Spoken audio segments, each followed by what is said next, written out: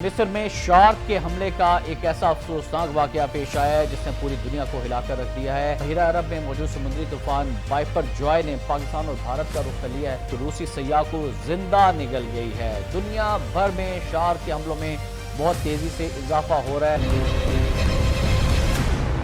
बिस्मिल्लाहिर्रहमानिर्रहीम, अस्सलाम वालेकुम नाज़रीन, आप देख रहे हैं खबर पॉइंट और मैं हूं Ehtesham Rahman.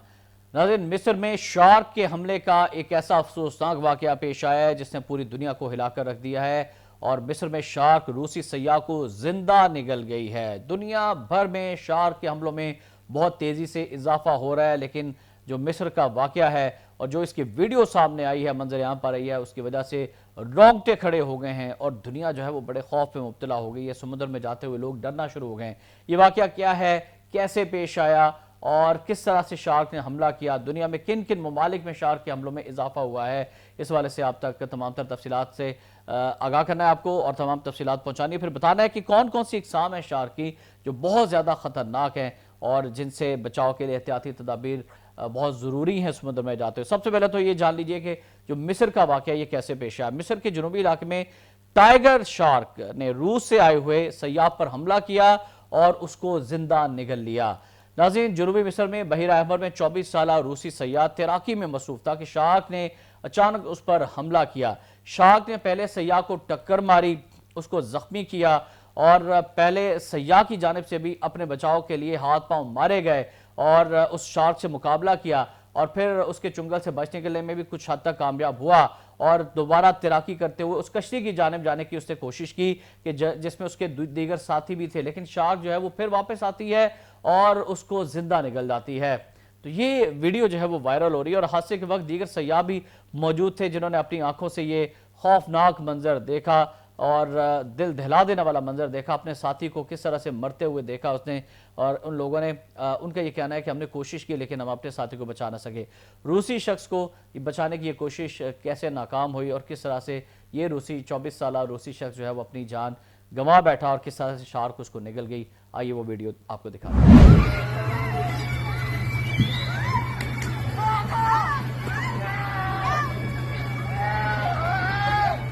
Oh my God!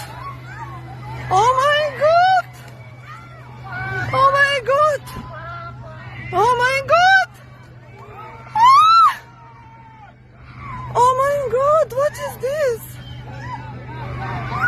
Oh my God! Oh my God!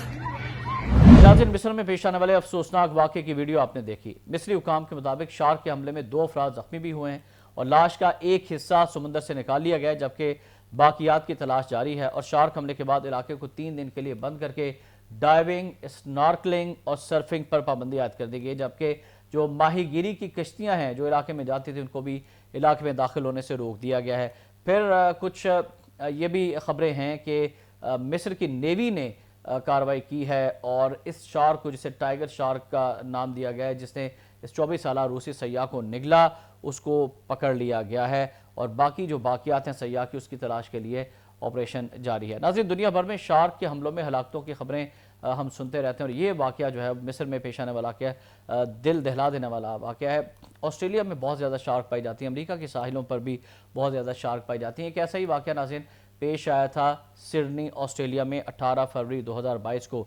Simon नीलसर्ड नामी एक शख्स जो कि इंस्ट्रक्टर था तैराकी का, सिडनी के साहिल पर ये इंस्ट्रक्टर तैराकी भी कर रहा था। 35 साल बरतानवी शख्स था। इस पर एक शार्क ने हमला किया जिसे वाइट शार्क का हमला करार दिया गया है और बताया गया कि 60 वर्षों में ऑस्ट्रेलिया में होने वाला ये सबसे मौलिक हमला था और साइमन नीलस्ट इस हमले में अपनी जान गंवा बैठे थे और बहुत बड़ी शार्क थी जिसने इन्हें मार डाला था और 2 घंटे के बाद पानी से जिस्म के अज़ा निकालने में कामयाब हुए थे। फिर ऑस्ट्रेलिया के अंदर एहतियाती तदाबीर भी की जाती हैं।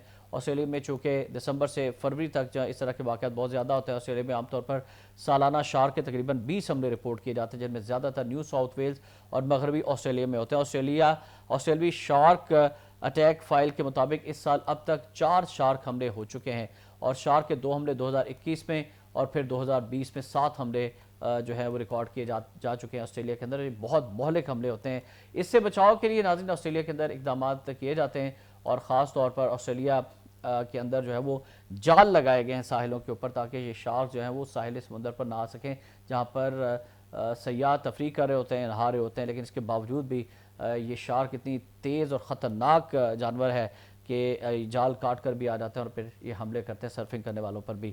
ادھر امریکہ سے جو اعداد و شمار ہے اسے پتہ چلا ہے کہ 4 سالوں میں شارک کے کاٹنے سے یا شارک کے حملوں سے 5 اموات یا موتیں واقعہ ہو چکی ہیں۔ امریکی ریاست فلوریڈا میں 2012 سے اب تک 10 واقعات ہوئے ہیں، 10 اموات ہوئی ہیں، اور اس دہائی کے حوالے سے اگر بات کی جائے شارک کے حملے کے رجحانات پچھلے 100 سالوں میں خطرناک حد تک بڑھ چکے ہیں۔ 1900 سے 1909 تک کا جو ڈیٹا ہم نے اینالائز کیا ہے اس کے مطابق دنیا بھر میں صرف 39 حملے ہوئے شارک کے، لیکن 2010 سے 2019 تک پوری دنیا میں مجموعی طور پر 803 حملے ریکارڈ کیے گئے ہیں۔ تو اس کا مطلب یہ ہے کہ پہلے جب رپورٹنگ نہیں ہوتی تھی تو حملے ہوتے ہوں گے، لیکن جب یہ رپورٹنگ شروع ہوئی ہے تو پتہ چلا کہ اتنے زیادہ حملے جو ہیں وہ ہو رہے ہیں، زیادہ لوگ سمندر میں تیراکی کر رہے ہوتے ہیں، اس وقت شارک جو ہیں وہ حملہ آور ہو جاتی ہے، تو اس لیے بہت زیادہ احتیاط کرنے کی ضرورت ہے۔ ناظرین، دوسری جانب کراچی کے شہریوں کے لیے کچھ اچھی خبر نہیں ہے، وہ بھی ہم آپ تک پہنچاتے ہیں۔